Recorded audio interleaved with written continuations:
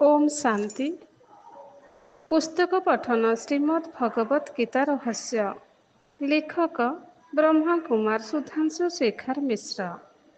सप्तम अध्याय राजयोग। तेणु गीतार युद्ध अलौकिक अटे। दिव्यत्व प्राप्ति पाई आत्मारे संचित अनेक जन्मर मनोविकार समूह को दूर करिवार प्रयास ही एक प्रकार मन संग्राम अटे। गीता एक योगशास्त्र तथा आध्यात्मिक ग्रंथ होइथिबारु एहार कौनसी कथाकू आक्षरिक बा व्याकरणगत दृष्टिरू अर्थ करिबा ठीक हेब नाही। स्थूल बा लौकिक युद्ध द्वारा स्वर्ग प्राप्ति हुए नाही, कारण परमात्मा कहती जे काम क्रोध एवं लोह नरकर द्वार अटे।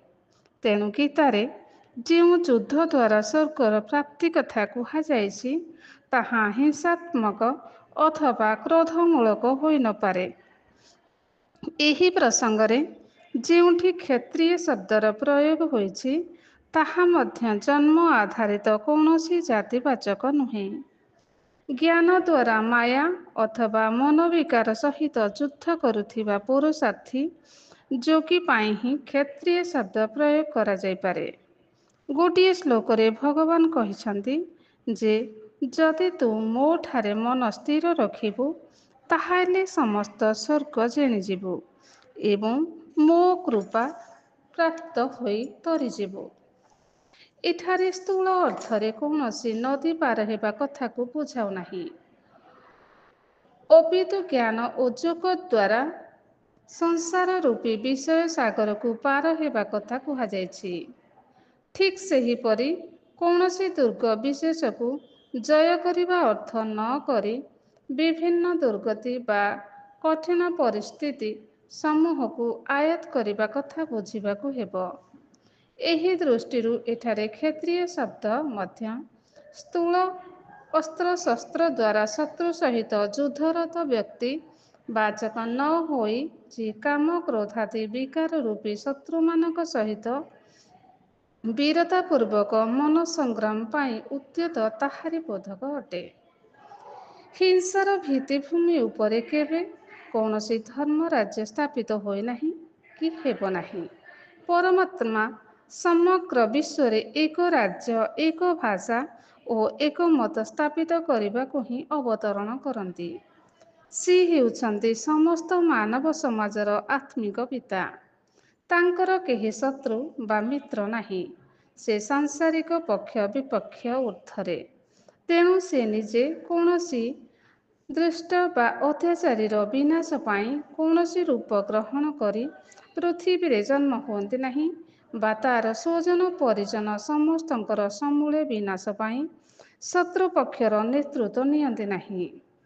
ଯେ ପର୍ଯ୍ୟନ୍ତ ମାନବାତ୍ମାମାନଙ୍କର ସାମଗ୍ରିକ ଦୃଷ୍ଟିକୋଣର ପରିବର୍ତ୍ତନ ନ ହୋଇଛି ଅଥବା ସେମାନଙ୍କ ମଧ୍ୟରେ ଦୈବୀ ଗୁଣ ସମୂହର ବିକାଶ ନ ହୋଇଛି ସେ ପର୍ଯ୍ୟନ୍ତ ବିଶ୍ୱସ୍ତରରେ ଧର୍ମରାଜ୍ୟ ସ୍ଥାପନ ସମ୍ଭବ ନୁହେଁ।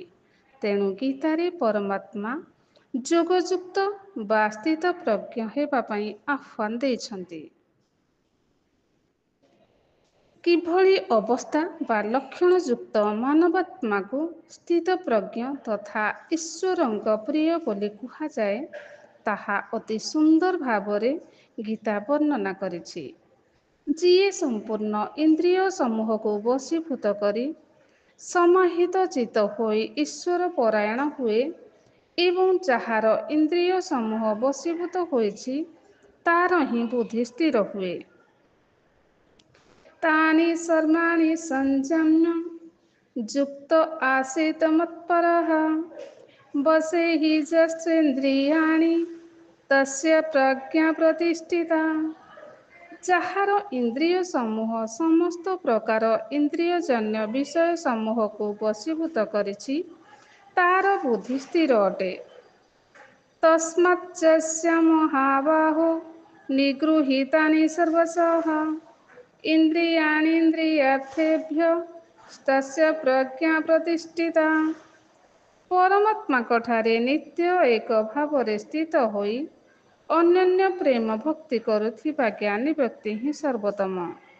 କାରଣ ପରମାତ୍ମା ଜ୍ଞାନୀର ପ୍ରିୟ ଅଟନ୍ତି ଏବଂ ଜ୍ଞାନ ସମ୍ପନ୍ନ ବ୍ୟକ୍ତି ପରମାତ୍ମାଙ୍କର ପ୍ରିୟ ଅଟନ୍ତି। ତେଷାଂ ଜ୍ଞାନୀ ନିତ୍ୟଯୁକ୍ତ ଏକ ଭକ୍ତି ବିଶିଷ୍ୟତେ ପ୍ରିୟୋ ହି ଜ୍ଞାନିନୋତ୍ୟହଂ ସ ନ ମମ ପ୍ରିୟଃ। ପରମାତ୍ମାଙ୍କ ଅନ୍ୟାନ୍ୟ ଭକ୍ତମାନେ ତାଙ୍କୁ କେବଳ ଶ୍ରଦ୍ଧାପୂର୍ବକ ସ୍ମରଣ କରନ୍ତି, କିନ୍ତୁ ଜ୍ଞାନୀ ତାଙ୍କର ସ୍ୱରୂପ ହୋଇଥାନ୍ତି। ଏ କଥା ନିଜେ ପରମାତ୍ମା ସ୍ୱୀକାର କରିଛନ୍ତି। କାରଣ ଜ୍ଞାନୀ ସ୍ଥିର ବୁଦ୍ଧିଯୁକ୍ତ ହୋଇଥିବା ହେତୁ ଉତ୍ତମ ଗତି ସ୍ୱରୂପ ତାଙ୍କଠାରେ ହିଁ ଆଶ୍ରିତ ହୁଏ। ଉଦାରାଃ ସର୍ବ ଏବେତେ ଜ୍ଞାନୀ ତ୍ୱମେବ ମେ ମତମ୍ ଆସ୍ଥିତଃ ସ ହି ଯୁକ୍ତାତ୍ମା ମାମେବାନୁତ୍ତମଂ ଗତିମ୍। ଉପଯୁକ୍ତ ଆଲୋଚନାରୁ ଏ କଥା ସ୍ପଷ୍ଟ ଯେ ଅର୍ଜୁନଙ୍କୁ ମାଧ୍ୟମ କରି ଗୀତା ମାନବ ସମାଜକୁ ଯୋଗଯୁକ୍ତ ଅଥବା ସ୍ଥିତପ୍ରଜ୍ଞ ହେବାକୁ ନିର୍ଦ୍ଦେଶ ଦେଇଛି।